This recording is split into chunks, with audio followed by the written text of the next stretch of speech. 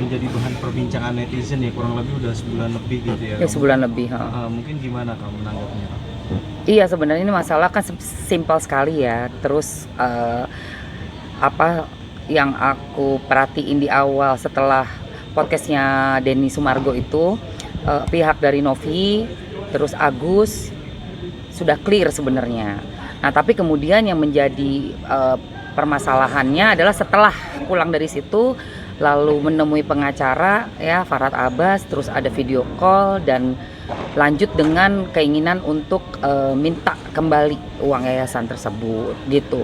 Nah itu pun juga berlarut-larut karena ada sekian banyak orang-orang lagi yang kemudian bermasalah kepada Farhad Abbas, bukan kepada Agusnya ya, jadi kepada Farhad Abbasnya gitu loh. Seperti Denny Sumargo ya kan, karena statementnya Farhad Abbas juga dengan kata-kata ya itulah saling adu kata lah ya, entah siapa yang ya itu kan kalau kata TAE itu kan ya itu memang bisa diartikan dengan banyak arti gitu loh. Terus juga ya melebar lah masalahnya, ada RD Lau juga masuk, terus ada macam-macam deh masuk, makanya dari masalah cuma donasi berujung ke yang lainnya gitu. Terlalu pelik gitu, netizen kayak dikasih PR-nya tuh banyak banget, berjilid-jilid gitu loh. Sing. Ya, tapi kalau dari kacamata Kak Eman yang mungkin sebagai public figure juga, kasus ini yang semakin melebar tuh gimana? Seharusnya enggak sih, seharusnya ini udah diredam aja, cukup disudahi. Kemudian laporan-laporan yang telanjur masuk juga mungkin kalau menurut saya ya lebih baik ditarik aja laporannya, dibatalkan cara damai. Gimana caranya kembali ke intinya, yaitu merawat Agus dan membetulkan matanya, menyembuhkan masih bisa nggak ya? Ya kan udah bisa lihat dikit-dikit tuh. Pokoknya bikin matanya sampai benar-benar seperti di awal aja gitu loh. Kesembuhan matanya sudah itu aja clear. Bener nggak sih?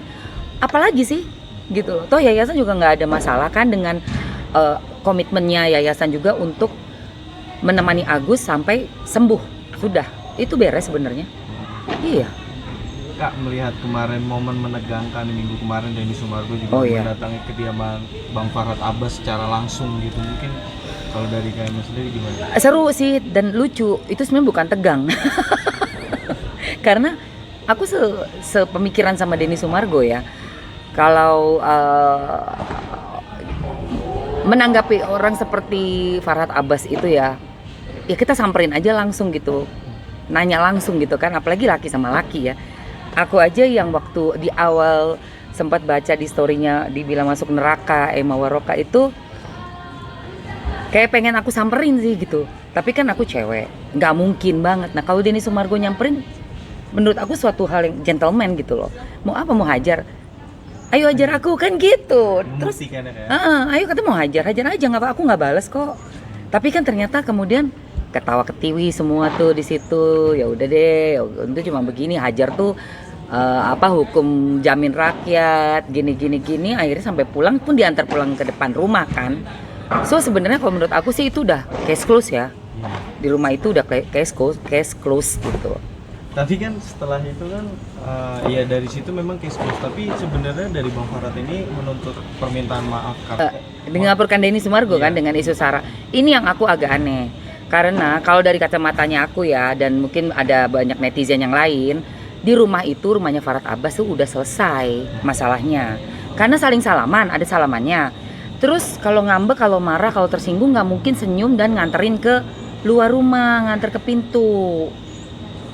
Jadi kayak, sorry ya, kalau besokannya tuh menurut aku kurang spontan, nggak natural. Yang natural justru yang di rumah, reaksinya.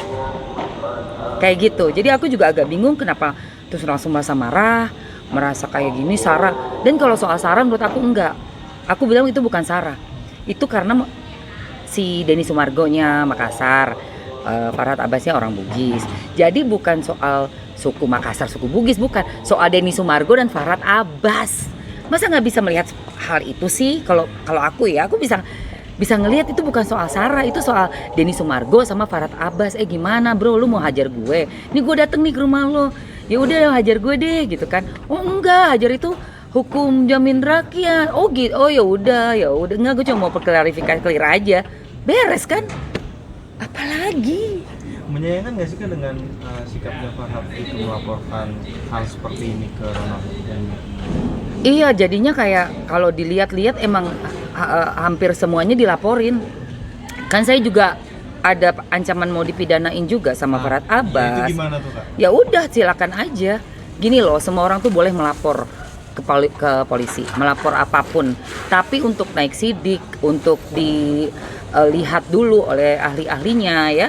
Kan kayak gitu harus dilihat dong, apakah memang ini ada melanggar pasal pidana atau enggak.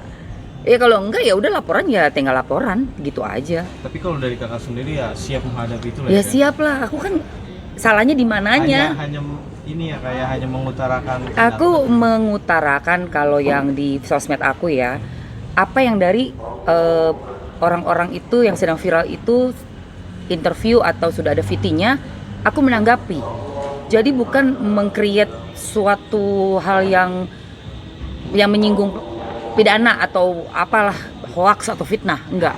Jadi aku misalnya lagi ada yang wawancara dan dia ngomong statement, ya aku tanggapi kok statementnya menurut aku gini loh, kayak gitu. Jadi kalau itu melanggar pasal, silakan buktikan pasal apa yang aku langgar. Tapi misalnya ya kan, misalnya itu beneran terjadi, terus Kakak mungkin akan ada persiapan apa gitu untuk menghadapi Farhad Abbas sendiri, atau mungkin akan melaporkan Bang Farhad sendiri gitu? Enggak, gue paling gue mau pakai bando mutiara. Persiapan gue mau bandonya lebih cetar daripada bandonya DSM. Bando barisan anti dosa. Ya Allah, kocak. Tapi intinya kalau misalnya ada serangan dari Bang Farhad atau ingin melapor kakak siap lah, intinya gitu lah ya. Siap lah, dalam hidup ini semua harus siap. Apapun yang kita hadapi ke depan itu harus siap dan santai aja. Iya, selagi kakak benar juga ya. Iya, apa worry-nya gitu. Santai aja hidup itu, nggak usah terlalu gimana-gimana. Let it flow. Iya. Kak, kemarin juga Bang Densu juga sudah merespon nih Kak. Oh ya. Terkait yang dilaporkan itu oleh Bang Farhad gitu ya. Dan dia siap gitu untuk menghadapi kasus ini. Betul. Iya, bagus. Iya, kalau aku sih support Denny Sumargo pastinya. Dan dia emang harus siap dan santai aja ya menurut aku. Karena kemarin aku juga sempat dengar tuh waktu yang disampaikan oleh PR-nya kepolisian ya, sudah diterima laporannya, tetapi kalau dilihat dari pelapornya bukan Farhad Abbas, orang lain ya kan. Terus juga korbannya nihil gitu. Jadi nanti kita tinggal lihat, tunggu aja lah prosesnya, pembuktiannya tuh emang bisa ke arah melanggar pasal pidana apa gitu loh. Tapi ya lucu sih sebenarnya, sumpah lucu banget, apa sih gitu, kayak nggak yang real gitu loh, nggak yang kasus real gimana gitu. So kita lihat aja deh kayak gimana nanti di ininya. Kak, tapi kan ini juga Bang Farhad kekeh untuk tak mau berdamai dengan Bang Densu sendiri gitu. Kalau dari kakak sendiri ada saran ke sini? Iyalah, buat Farhad Abbas ya, kita tuh hidup, kita nggak tahu sampai kapan. Jangan menambah musuh, untuk apa ya kan? Kita tuh yang damai-damai aja, banyakin teman, kurangi lawan, kayak gitu loh. Cara apa ya, untuk memecahkan suatu masalah atau perbedaan pendapat itu dengan kepala dingin gitu loh, dengan saling juga sama-sama bisa menerima kritikan. Itu sih menurut aku. Jadi kedepannya juga kita semakin lama semakin bijak, kan udah semakin umur juga gitu loh. Kak, dalam kasus ini tuh Bang Farhad juga meminta untuk Bapak Presiden kita yang baru, Pak Prabowo itu datangi Agus untuk melihat langsung kondisi Agus dan memohon mengganti biaya pengobatannya Agus. Lah, kan udah ada BPJS, udah ditolak ya? Loh, Bang Farhad dong yang bantuin, kok jadi minta ke Pak Prabowo? Bang Farhad kan banyak duit. Tapi gimana tuh kamu menanggapi itu? Maksudnya menyurati Pak Prabowo gitu untuk supaya ikut andil dalam kasusnya Agus. Siapa aja bebas mau menyurati presiden, tetapi kan betul ditanggapi kan, lihat dari kepentingannya apa, urgensinya untuk mendatangi seorang Agus gitu. Sementara banyak sekali masalah-masalah yang harus diprioritaskan nomor satu oleh Pak Presiden, karena baru di ini kan lantik kan, harus segera hubungan internasional, bertemu dengan siapa untuk kelanjutan bangsa kita, perdagangan, ekonomi dan yang lain. Agus mah diurus sama Pak Farhad Abbas yang terhormat, sudah cukup menurut saya. Oke, Kak. Ini kan tak lama kemudian juga dari akun salah satu partai politik juga menyebut bahwa Agus itu kayak ngadi-ngadi gitu Kak, kayak ini begini atau apa gitu. Mungkin gimana menanggapannya? Ngadi-ngadi maksudnya? Iya, ngadi-ngadi maksudnya terlalu berlebihan gitu. Iya sih, ya orang-orang kan bebas ya menilai ya, karena dilihat kok makin kesini tuh jadi seperti panggung sandiwara kalau menurut aku sih. Dari yang bilang udah nggak bisa disembuhkan lagi matanya, terus buta total, terus tiba-tiba bisa ngelihat uang itu, ya kan ada adegan segala, lihat tas pinknya si Wawa, udah gitu tau-taunya kayak iya nih Agus jadi nggak bisa lagi, jadi aneh gitu loh, gak konsisten dari awal gitu. Kalau emang nggak bisa sama sekali divonis buta kan buta terus tuh, tapi nggak bisa yang divonis buta tiba-tiba bisa melihat terus turun lagi, jadi udah nggak percaya orang-orang, makanya bilang Agus lebay gitu, jadi lebay gitu loh. Susah untuk mendapatkan kepercayaan orang tuh, kita harus konsisten omongan kita, bisa buktikan gitu loh. Kak, ini kan Bang Farhad juga sama tim pengacara juga akan membawa Agus ke Singapura untuk Iya. Itu kan bagian dari komitmen Bang Farhad juga, mungkin gimana Kak menanggapinya? Seneng dong, kan itu mau diajak berapa? 4 orang, empatnya ya kan, Agus, istrinya, Wawa, dan anaknya Wawa, satu dari anaknya Wawa, berarti 4.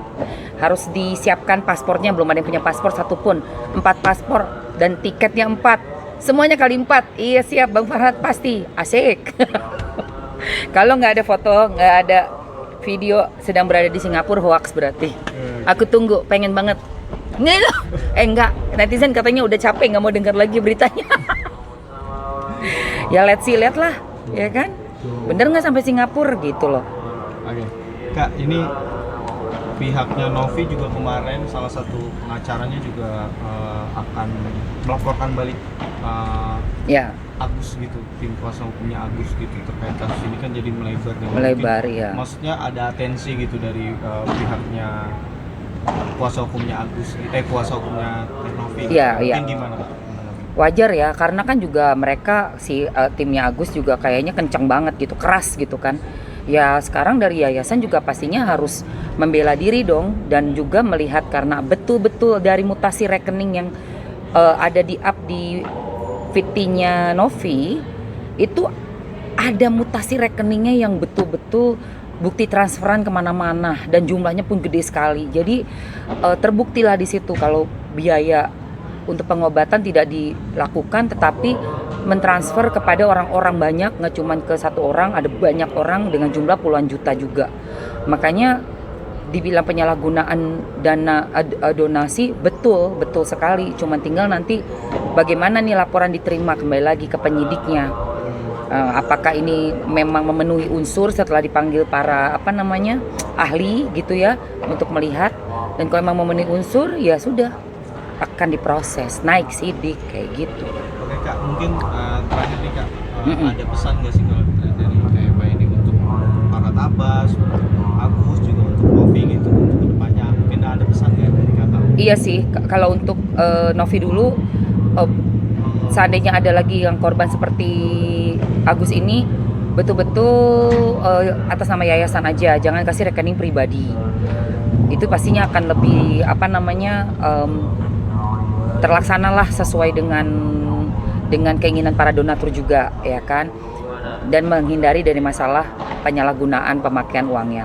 Kedua, untuk Agus jangan diulangi lagi, kalau perlu menurut aku tetap rendah hati dan kembali kepada yayasan, karena di awal yayasannya sudah membuat liputan untuk pengobatan matanya Agus, mengangkat Agus sampai bisa dilihat oleh masyarakat, ceritanya didengar dan dilihat disaksikan kita semua ya. Jadi ada andil besar yayasan ini dalam hidupnya Agus sampai sekarang. Jadi itu Agus harus bisa kembali ke yayasan. Juga prioritaskan nomor 1 bukan jalan-jalan, bukan bayar apapun, mata Agus. Sudah selesai mata Agus, apa yang mau Agus lakukan ke depan untuk masa depannya, menjadi kepala keluarga dengan istri ya.